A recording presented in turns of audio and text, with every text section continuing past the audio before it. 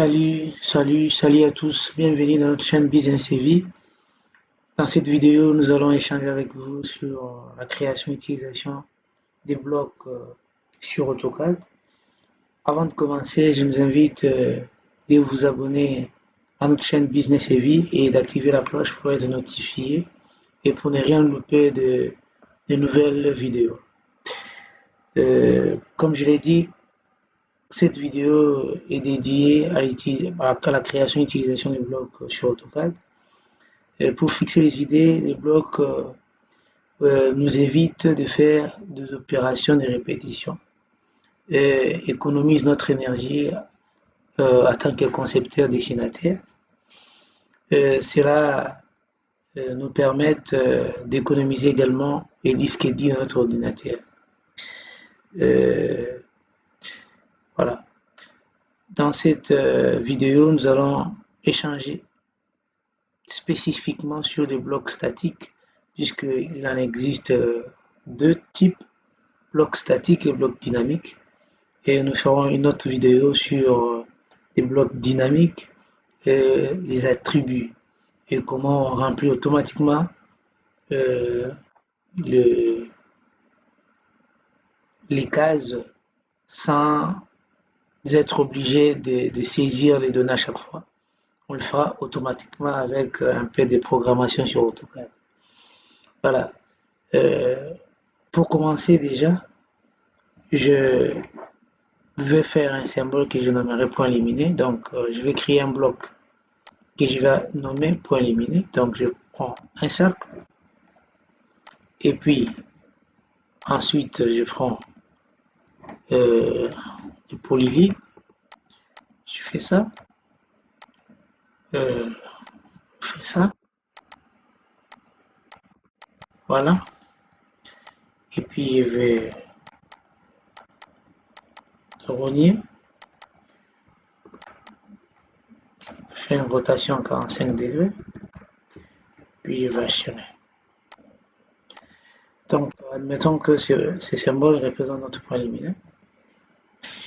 Si je sélectionne et puis je fais clic droit, propriété, vous voyez ici, vous avez 4 éléments constitués d'un cercle, achir, un cercle et puis des polylines. C'est ça, donc des polylines, achir et puis un cercle. Donc, je vais maintenant créer un bloc à partir de ces objets. Je fais quoi? Je viens sur Insert, Create a block, j'entre, je donne le nom à mon bloc, point lumineux, et puis je vais spécifier les points d'insertion, et puis je dois sélectionner les objets qui font partie de mon bloc point lumineux, sélectionner les objets, je prends tout ça. Vous avez un aperçu des objets sélectionnés qui font partie de votre bloc, et puis je fais OK. Voilà, en sélectionnant à nouveau l'élément, vous n'avez plus 4 éléments, cette fois-ci vous avez un élément unique, donc nommé bloc référence.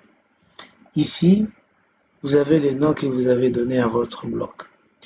Si je vais changer par exemple de couleur pour mon bloc, je viens by color, je change, donc il n'y a pas de modification puisqu'il s'agit d'un bloc. Donc on peut exploser le bloc, donc je peux l'exploser aux objets qui les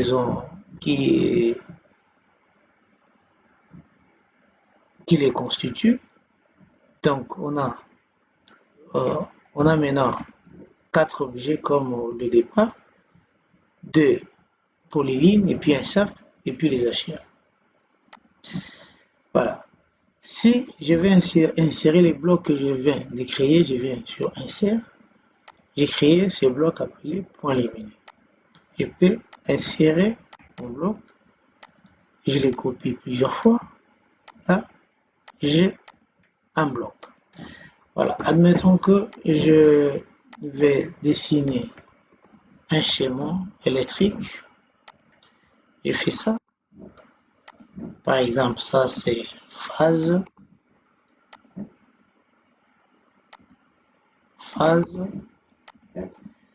par exemple ça, puis j'ai ça, je voulais dessiner ça, et puis ensuite, je viens ici, donc je mets naître de ce côté ici, par exemple,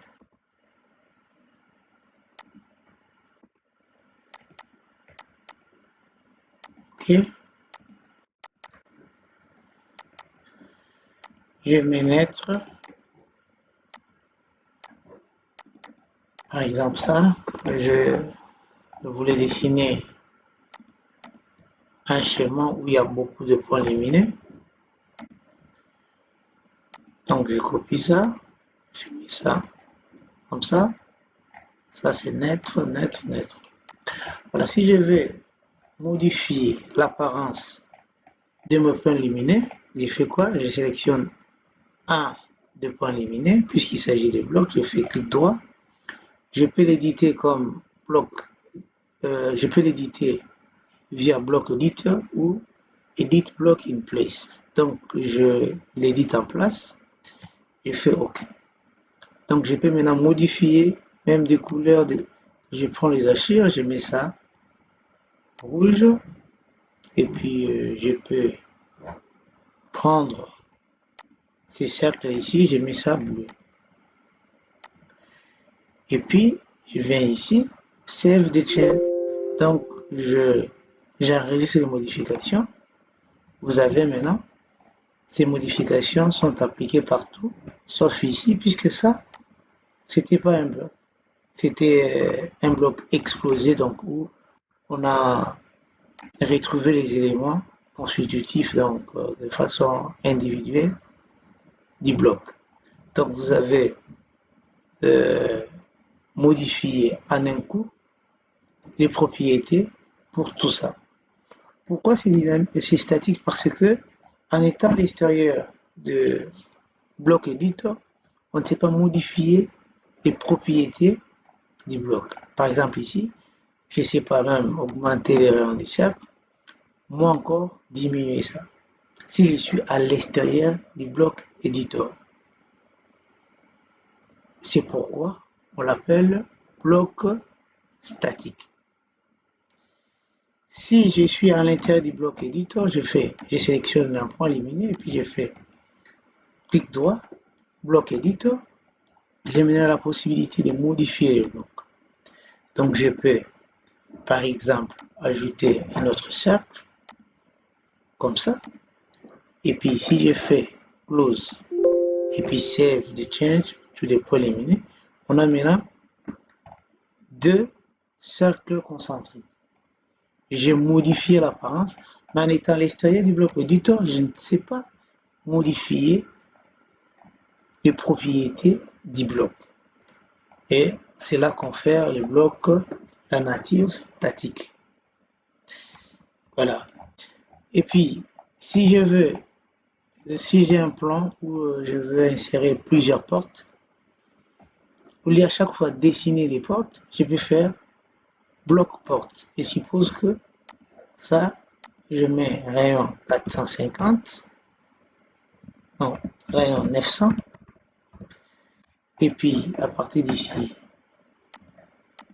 je suppose que ça, c'est ça, c'est ma porte,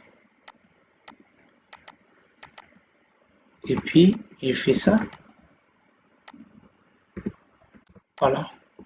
Supposons que ça, c'est ce que je vais insérer dans mes vies en plan. Donc, porte de 90, ouverte gauche. Au lieu à chaque fois de copier cet élément porte partout, je vais créer un bloc. À partir de ces éléments, je fais quoi? Je sélectionne tout ça. Je peux, à partir de mon clavier, cliquer B et puis je fais Entre. Je bloque. Vous avez déjà les menus contextuels pour création de blocs. Vous avez déjà l'aperçu parce que vous avez sélectionné en amont les éléments constitutifs du bloc. Je sélectionne les points d'insertion ici. Si vous avez oublié le point d'insertion, AutoCAD vous propose un point d'insertion par défaut 000 qui est cette origine ici. Donc vous aurez du mal à insérer votre bloc. Et puis j'ai fait OK. Voilà, j'ai oublié d'écrire les noms. Donc j'écris porte 90 ouverture, dans 90 cm ouverture, ouverture gauche. J'ai fait Enter. Donc ça, c'est maintenant un bloc. Je peux les supprimer. Je peux également l'insérer à partir de mon insertion puisqu'il s'agit déjà d'un bloc. Donc j'ai point éliminé que j'ai créé et puis j'ai ouverture porte 90 ouverture gauche. Je peux l'insérer en allant sur insérer et puis insérer, je choisis le bloc qu'il faut. Soit je peux cliquer à partir de mon clavier I et puis je fais Enter. Donc ça va m'insérer des blocs. Je vais choisir ce que je vais insérer. Porte ouverture gauche. Donc on vous dit de spécifier l'angle de rotation. Si j'ai fait 0, donc vous aurez ça. Si j'ai fait 90, c'est-à-dire je vais roter suivant les sens trigonométriques. Par exemple, si j'ai fait 90, je vais insérer ça comme ça. Vous avez, donc ça a roté. Vous avez une rotation, je vais faire insertion, I, et puis vous mettez ce que vous voulez, moins 90, je fais une rotation dans le sens horlogique. Voilà de ce qui est des blocs. Je peux faire des blocs dynamiques. Mais comme je vous ai dit que cette vidéo concernait des blocs statiques, donc j'ai déjà des blocs statiques, point, éliminer et puis porte. Mais si vous créez vos blocs dans un fichier X, vous voulez l'exporter à un autre fichier, vous devez utiliser insertion et puis create block, vous prenez write block, écrire un bloc. Je viens ici, je fais quoi? Je choisis le bloc que je vais garder dans ma bibliothèque, par exemple point lumineux. J'ai choisi où je vais mettre mes éléments. Moi, j'ai déjà un fichier nommé bloc. Mais ce que je vais faire ici, je vais créer un fichier que je vais nommer essai, dans un document que je vais nommer essai. Donc, je crée une bibliothèque de mes blocs. Je mets ça dans essai. Et puis, je fais OK. Ça veut dire que comme je exportais le point éliminé dans ma bibliothèque essai, c'est-à-dire si j'ai un autre fichier AutoCAD comme celui-ci, mais je vais utiliser le même design de points éliminés que j'avais déjà créé ici, je fais quoi?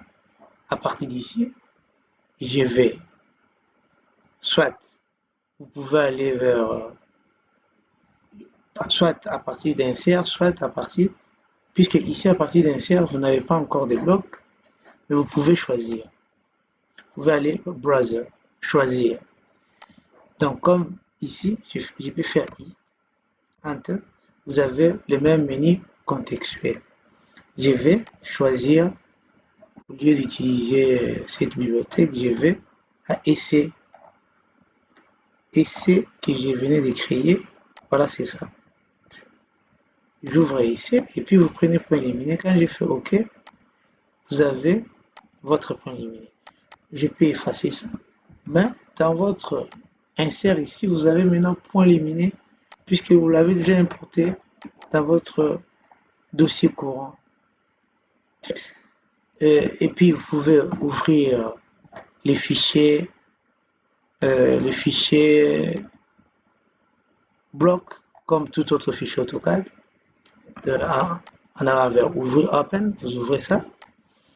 Et puis Vous pouvez créer, par exemple, je crée encore un autre bloc à partir des rectangles, je fais un rectangle. Si j'ai des carreaux à faire, au lieu de dessiner à chaque fois des carreaux, je peux dessiner ça. Par exemple, 500 fois 500. Donc, ça, j'ai dit que c'est... Donc, je choisis les archires qu'il faut. Je prends par exemple ça, par défaut. Ici, je modifie l'échelle. Je peux modifier. Donc, supposons que ça, c'est son carreau. On design mes carreaux. Je vais créer un bloc.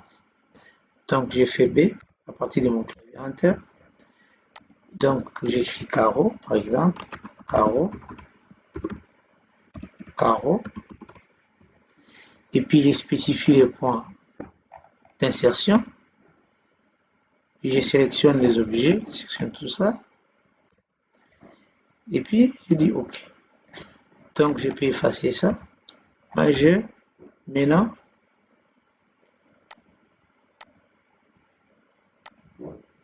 mon bloc carreau.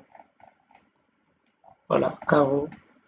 Je peux les copier autant de fois que je veux. Si je vais faire le plan des carreaux, je peux copier ça autant de fois.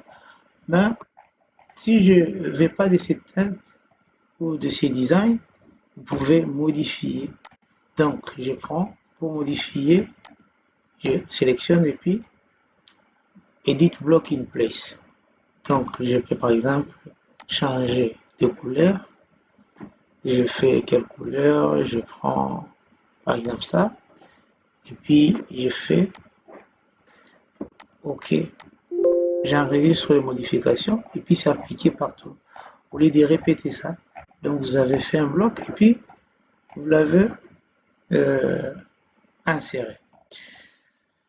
Voilà, j'espère que cela vous aidera puisque moi je l'utilise lorsque j'ai des opérations qu'il faut répéter. Par exemple, ce qu'on va faire dans l'autre vidéo, ce sont des blocs dynamiques. Par exemple ça, j'ai fait des cornières en plan que j'ai l'habitude d'utiliser en plan. Vous pouvez venir ici, choisir les dimensions qu'il vous faut et puis ça, c'est maintenant un bloc dynamique.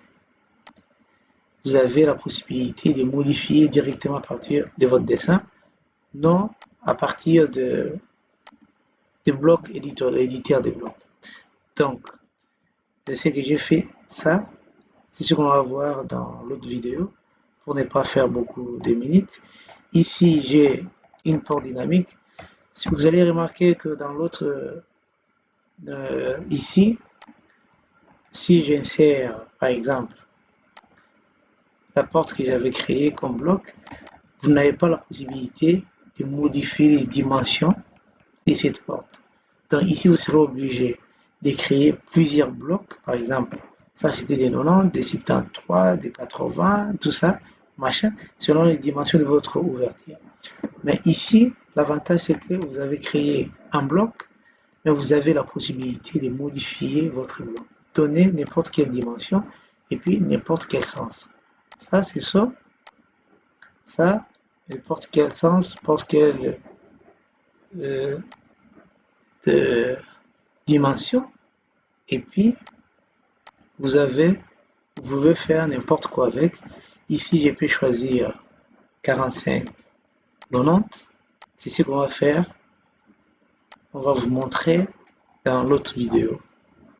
Ici, vous avez ces carreaux. Et si c'est les carrélages, vous avez la possibilité d'agrandir les dimensions, comme ça. C'est un bloc. Vous pouvez ici choisir directement type de carreau à partir des dimensions. Ça se le fait rapidement. Et puis ici, vous pouvez vider ou remplir selon les. Vous pouvez même aligner. Ça veut dire si je prends une droite comme ça, je peux l'aligner Ça veut dire, je prends ici, je peux l'aligner. Ça, c'est un bloc. Je peux l'aligner. Un bloc dynamique.